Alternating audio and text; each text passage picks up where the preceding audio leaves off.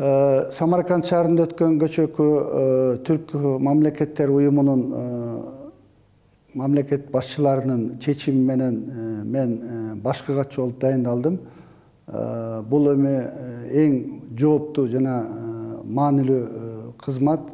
Бул мен үчүн бир чети дагы бир жолу кайталайм, эң жооптуу, экинчиси бул сыймыктуу дагы.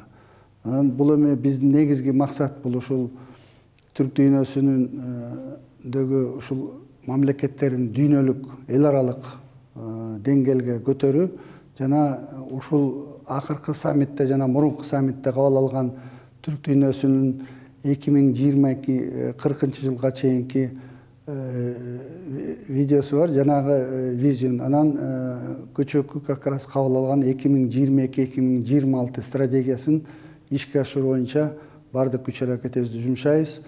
Болгон тажрыйба жана илим башканы ушуга ишке ашырууга жумшайбыз. Анан дагы бир айта кетчү нерсе, бул ушул уюмдун алкагында негизги максаттардын бири катары экономикалык жана ошонун ичинде транспорт жана логистиканы өнүктүрүү боюнча бардык күч аракеттерди жумшайбыз.